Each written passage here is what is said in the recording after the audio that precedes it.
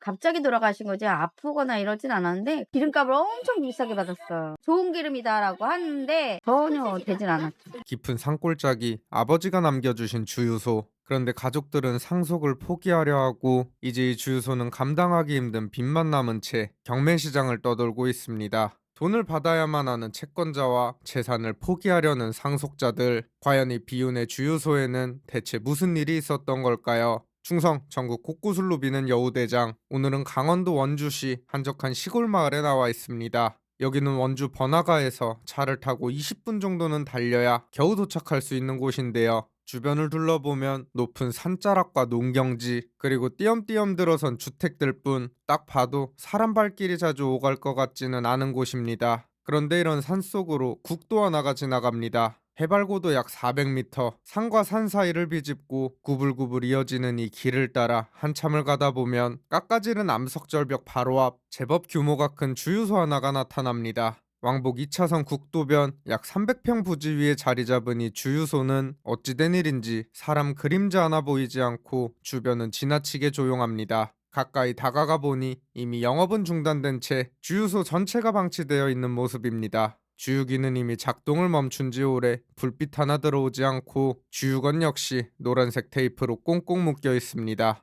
또 곳곳에는 소방서에서 붙여놓은 사용금지 경고문도 눈에 띄는데요. 해당 시설은 이미 소방서에서 봉인한 상태로 다시 사용하려면 별도의 신고가 필요하다는 내용이 적혀 있습니다. 한쪽에는 이곳에서 판매하던 엔진오일 같은 상품들도 정리되지 않은 채 그대로 남아있는 모습이죠. 시선을 옆으로 돌리면 2층짜리 주유소 사무실이 보이는데요. 외관만 보면 생각보다 상태는 나쁘지 않습니다. 하지만 유리창에 붙은 영업 중 간판은 불이 꺼진 지 오래, 출입문에는 주인에게 전달되지 못한 우편물들이 꽂혀 있습니다. 사무실 안쪽을 들여다보니 여느 사무실과 크게 다르지 않은 모습, 책상과 집기들 역시 아직 그 자리를 그대로 지키고 있는데 여러 정황을 미루어 보아 이 주유소는 충분한 정리 시간도 없이 급하게 문을 닫은 것으로 보이죠. 그렇다면 과연 뭐가 문제였을까요? 이 주유소에 얽힌 사연을 알기 위해서는 지금으로부터 약 20년 전으로 거슬러 올라가야 합니다. 이 주유소 주인은 2004년 여기 땅을 매입하게 되는데요.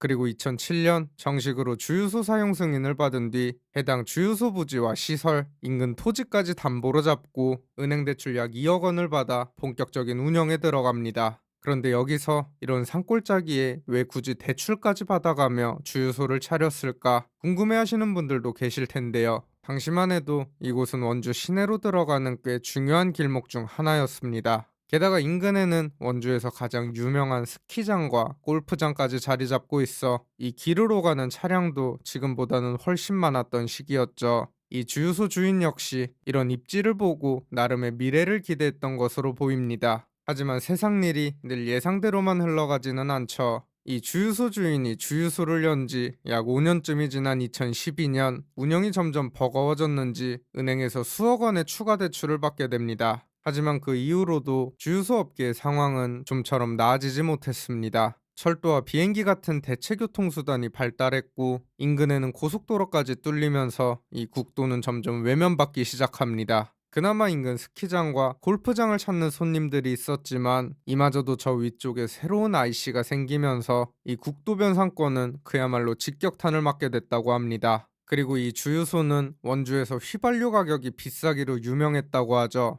실제로 여기 한 주민분 말씀에 따르면 여기가 장사도 너무 안 됐고 주인분께서도 이 주유소를 팔려고 매물로 내놓기까지 했었지만 매매 가격이 너무 높았던 바람에 끝내 팔리지 못했다고 합니다. 그래도 영업은 꾸준히 이어오셨던 것으로 보이는데 2024년 전후로 이 주유소 주인분께서는 갑작스럽게 돌아가시게 되었고 그때부터 이곳은 영업을 중단한 채 이렇게 방치되고 있는 겁니다. 그런데 문제는 여기서 끝이 아니었습니다. 이 주유소에는 아직 끝나지 않은 과제가 남아 있었는데 바로 막대한 빚이었죠. 그리고 그 빚은 고스란히 남겨진 가족들에게로 향했습니다. 해당 주유소 등기부등본을 살펴보면 2024년 이 주유소의 소유권은 아내분과 자녀분들에게 3대 2대 2로 법에서 정한 상속 비율 그대로 나뉘어 이전됩니다. 그런데 여기서 눈에 띄는 점 하나, 이 상속 등기를 신청한 주체가 상속인들이 아니라 돈을 받아야 하는 쪽, 즉 채권자였다는 점입니다. 이런 경우를 보통 대위 등기라고 부르는데요. 채권자는 어떻게든 돈을 돌려받아야 하는 상황에서 채무자가 사망하자 법적으로 채무를 이어받게 된 아내와 자녀들에게 직접 권리를 행사하기 시작한 겁니다. 그런데 인근 주민분의 이야기와 주유소에 붙어 있던 안내문 내용을 종합해보면 해당 상속인들은 이 주유소에 대해 상속 포기 절차를 진행했던 것으로 보입니다. 상속을 통해 얻을 수 있는 것보다 떠안아야 할 짐이 훨씬 크다고 판단한 거죠.